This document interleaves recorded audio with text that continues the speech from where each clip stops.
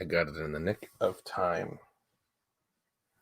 It is the Morning Lew with David Lew, and I have a different microphone, so I don't know if this is gonna sound great. I hope it does. It was. I think he sounds like a robot. I sound like a robot, like a nice robot, like a friendly, like will save your life robot, not a mean robot. Okay, thank you. I'll take a nice robot. Good morning. Those of you who haven't been up already, being responsible adults, parents. Children. That's why I have my beautiful wife. We have like a shift thing it's like unspoken. She gets the mornings, I get after that. So yeah, I just woke up a little bit ago, and I felt compelled to do another Morning Lew. And I have my coffee. My wife made me breakfast, so I have breakfast here. I may pick at it and spill it. Feel free to let me know if you can hear me and how the quality is, because I do have a microphone right. You can see the light off of my hand.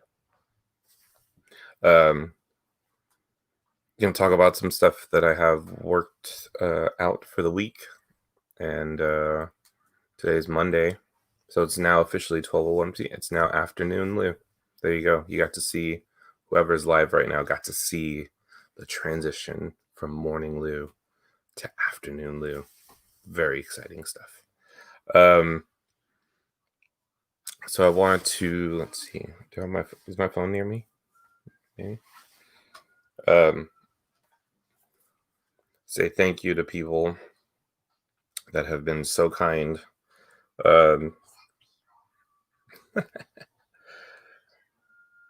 Because there have been so many people that have been so helpful throughout everything that's been going on. And this was an unannounced Morning Lew, so for those of you that are joining live, I do appreciate you coming on without any notice. Let's see, I thought I took...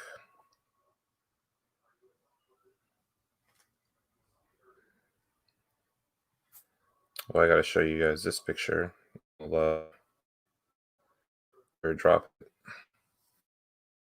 And you guys, some of you guys might get, because there's a lot of overlap between who watches these and who has been helpful. So let me see if I can... This meal, so I'm going to thank some people who have donated gift cards and DoorDash gift cards. And so this meal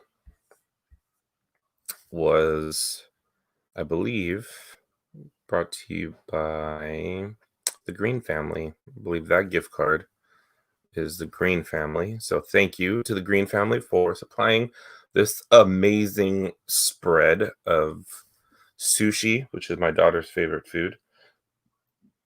My favorite, well, I think as a family, sushi's up there. It's definitely top 2, top 3. So thank you for that. I appreciate that. That was very delicious. We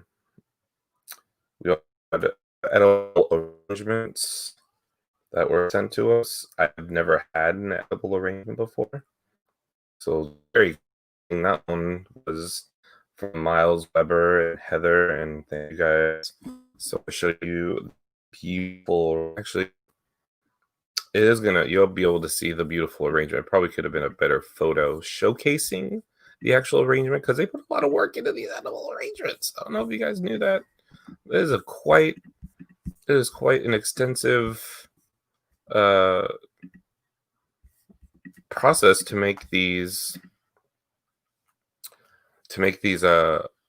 edible arrangements. I mean, it's all condensation, so you can't really see the but you can see there's a lot of detail that goes in. There's a lot of plastic sticks. There's a lot of fruits. There's a lot of decor in there. There's There's chocolate. Was there chocolate in the edible arrangement? I didn't know that. I didn't know there was chocolate. I just have fruit. So thank you to the Webbers for that. I do appreciate that. I think we're still coming to the end of it. I'm currently eating actually fruit. Yeah, this is the final fruit from the edible arrangement. So No, not all of it. hmm? Not all of it. Not all of it. No.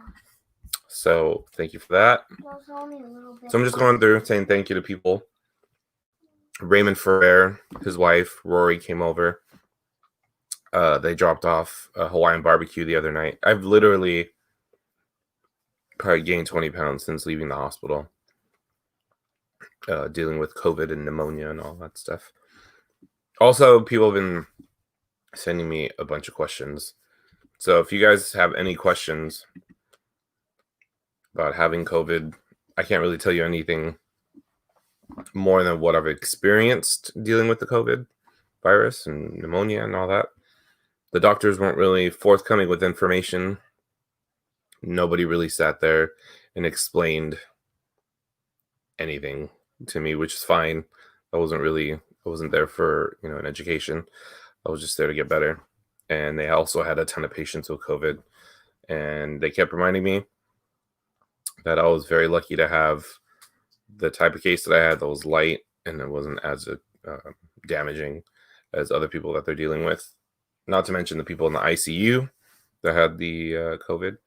So I get a lot of DMs right now of people asking me questions. So if you guys have any questions, send them to me, and then I'm gonna post a little top questions thing, if you will, later on. Also, got some shows coming up. I'm working with a comedian. We're working on a show about investing because he knows a lot about investing, and he's been dropping some knowledge on me. And then I feel like we are in the times right now where we don't have a lot of money. Most people are stretching it because of unemployment. Now we lost a $600 a week benefit that a lot of people were getting. So I think it'd be a good show to teach people how to invest because it doesn't take that much. It doesn't take that much money as I had assumed in my mind. I just see these guys with the ties and the needle and the little tie holders. They got the suits, and they're investors. But you can buy fractions of shares now, which is kind of I had no idea. So comedian Holly Borgfjord and myself will be doing a show about investing, and then people can submit questions. We're going to have advice, and then our own investments. We're going to show what we're doing, and hopefully that'll be helpful to people and try to make investing more tangible for regular people because the money's out there to be had, and just knowledge is applied knowledge is power. So if we apply the knowledge that we learn, we can make some money. And then we're still doing the Impressions show. I have to work on a date with the Impressionists because they keep getting booked on online shows and they have a bunch of stuff that they're doing. And so we're going to work on a date for that. It was supposed to be, I believe, July 30th. They were booked. So we're going to have two different impression shows. We're going to have a show where it's just impressionists taking submissions, and I'm going to have all their impressions in a hat. We're going to pick hats. We're going to take names out of the hats. They're going to have to do the impressions. And then that'll be a fun show because we were doing it already. And it was hysterical. I think at one point Macho Man rear-ended Cat Williams. And so I'm very excited about that. And then we're going to have a competition show where we're going to have those impressionists be judges. And people that have their best impression are going to be able to submit their impression live on the live stream, get judged, and then we'll have a cash prize. And then that'll be really fun. I'm just trying to come up with entertaining things while we are going through the weirdest situation of my adulthood, I think. 9/11 was super weird and super sad. This is super weird and pretty, it's kind of, if you know people who died from COVID, it's pretty sad. I got COVID. Shit sucks. Not a fan. Wouldn't recommend it. Wife got it. Not a fan. Brother-in-law got it. Don't recommend it. Just leave it alone. Just don't touch it. Not a big deal. This is definitely the weirdest 4 or 5 month period of my life that I've seen as a whole world shutting down baseball. I keep looking at the microphone like it's the camera, but it's not. I keep looking. Hey, oh, that's right. Oh, Bob Green has joined the telecast. The impression show is going to be awesome. Bob is a sports broadcaster and will be one of the judges on the impression because he has experience on the microphone and he knows a good impression when he hears one. And we were also working on a list that we have to get back to. That is top 5 movies of the 90s. We have to do that. We started working on the list, got lost in the weeds a little bit with what is considered a kids movie, sports movies. I believe for those of us watching live, I'm going to wrap this up soon, but for those of you that are watching, I can put up a question right now for those of you to answer because I need to know this question is going to be answered, and then we'll be able to have a conversation about it real quick since we could actually, if Bob Green's available, he can defend his side of this argument. Because we had a little bit, we got lost in the weeds, like I said, about whether or not movies were considered in the 90s. We agreed on time period. Kids film is when we started to lose it, and then sports films we agreed on. So I'm going to post a question right now, and then you guys start letting me know. Let's see. Let me move this microphone really quick so I can get this.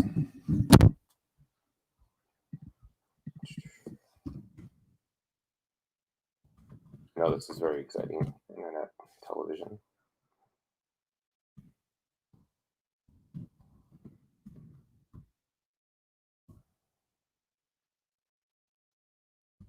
Here we go. Let's see. I'm very excited to see people's thoughts on this because Bob and I are different sides of the. I remember this movie a lot differently than he does apparently. So our question is Varsity Blues a 90s kids sports film? There's a lot of words to take into that, and we can break it down.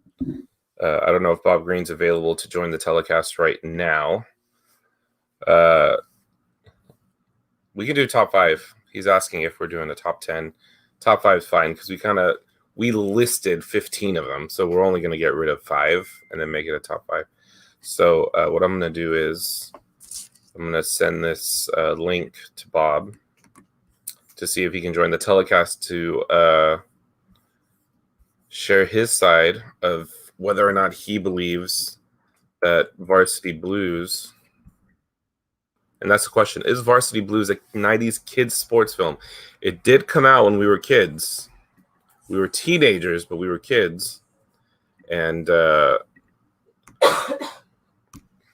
going to send him the link to this chat, to this video live stream, and see.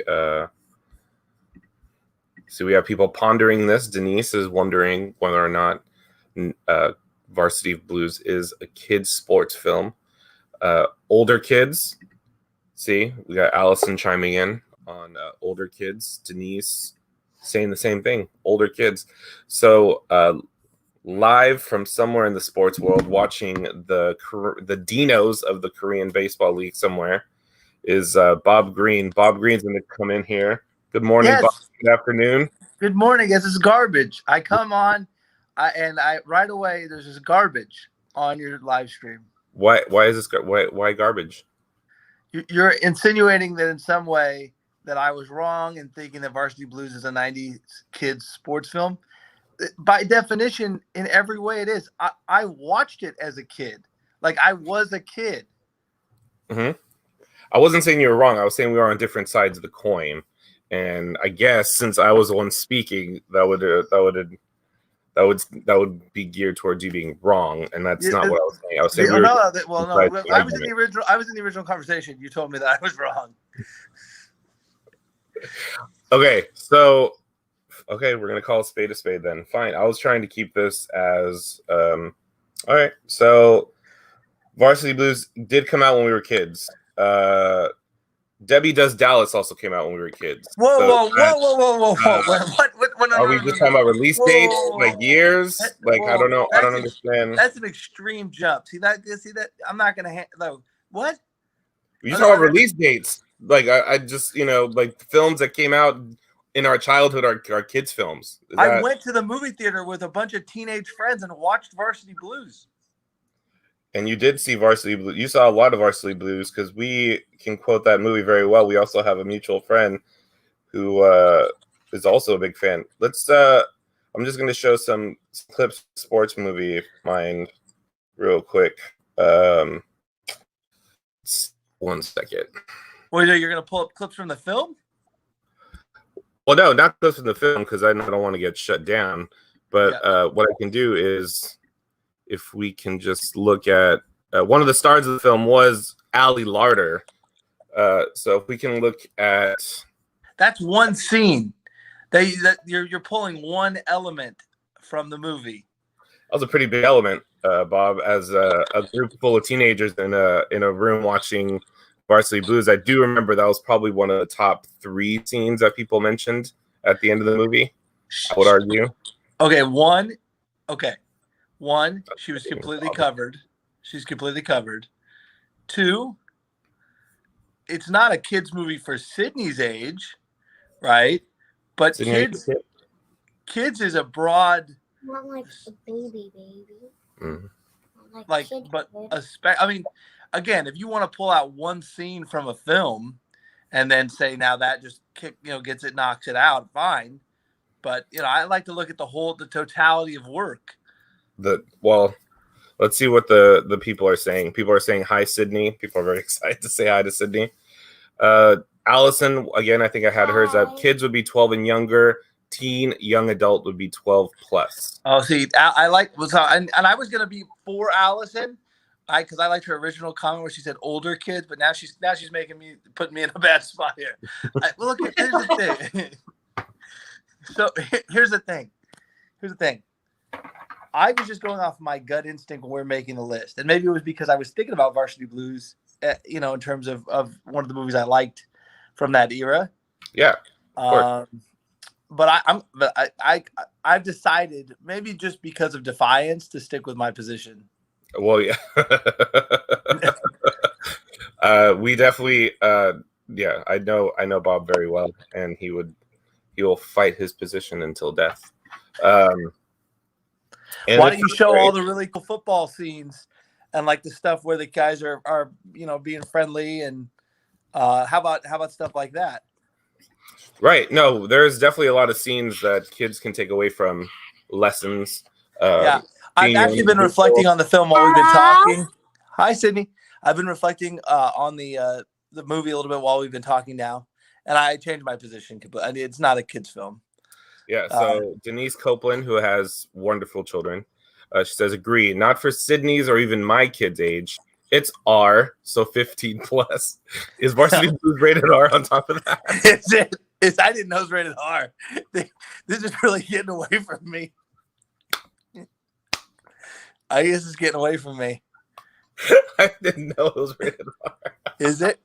Denise and Allison. I don't know. Let's check and see if let's check IMDb to see if I didn't know that. I did not know that. I mean, they got hosed. It was only rated R, but it was rated R in 1998 or 1999. I know it was a different time. Different time. Yeah, you could get a. It was a lot more conservative back. I don't know what I think. PG movies from when we were kids were also. We just heard a lot of cuss words in. Kathleen and I and Sydney watched Varsity or not Varsity. We watched as a family film. We just got together. We watched E.T. and there was a lot of choice words. See, now I've never watched E.T. start to finish. So yeah, we watched as a family the other night. So let's see. Oh, it is R. I saw right there in the trailer. Very big letters. It is rated R. It came out in 99 when we were 16 years old, 17 years old. The age we were appropriate to go watch it as teenagers. But Well, I felt like a child. I felt like a kid. I felt young. yeah, E.T. even had some cuss words. They said that I think one of the kids called the other kid penis breath in the scene, which I was like, oh, well, okay. Again, I've never seen that movie start to finish, so I can't speak on that. Yeah. All I can tell you is I might have missed the mark here with the Varsity Blues, but again, it was where my mind was at in the moment, and I didn't want to switch positions.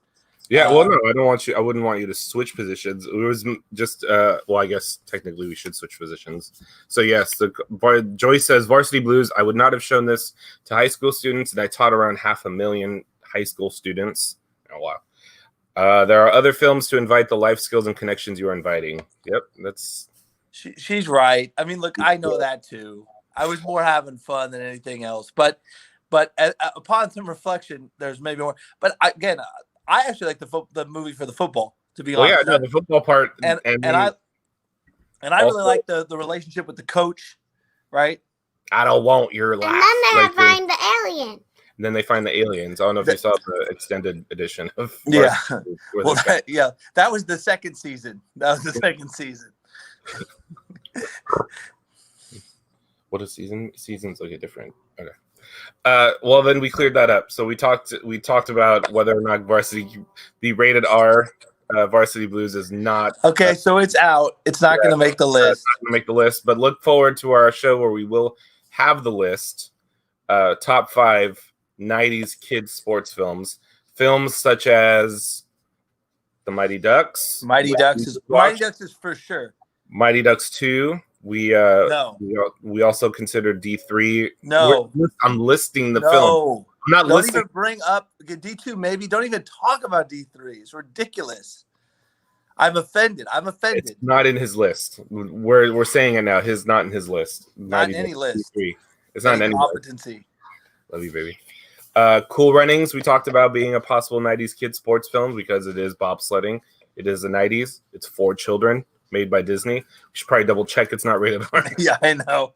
We're gonna have to dig a little deeper on these films. We have to do a little more research when it comes to when we make a list of night, especially when it's published. What did we have a baseball one on there? Oh, say it. Angels in the Outfield. Angels Outfield. Angels in the Outfield's definitely. Sandlot. The Sandlot will probably be in there somehow. Angels in the Outfield only makes it just because of Skyburst. Just Skyburst. The song Skyburst. I would play that, but I don't want to get copyrighted. No, that's true. I get notifications every time. You only think of me when you hear that song. When I hear Sky, well, I think of JGL too and Danny Glover. But in my life, people and many people have thought about the three of us together. Man. Danny Glover, Joseph Gordon-Levitt, and Bob Green. Those three, some would consider the holy trinity of individuals. The Sandlot, yeah. See, Denise is chiming in with the Sandlot. Fun is good, and so are sports scenes. We love sports scenes, and we love fun. And yes, I think the Sandlot maybe is the top 5. It definitely is on our list of films. Sandlot, 100%. I watched the Big Green a couple days ago with Kathleen in Sydney. Doesn't hold up. Hold up as well. It's very Steve Guttenberg, not great in the movie. Has a Texas accent that's very yeah. If there was a thing of Texas face, like we're in Texas face, that's kind of what he was doing. It was like, howdy, partner, and I was just like, oh, that's like, yeah. Calm down.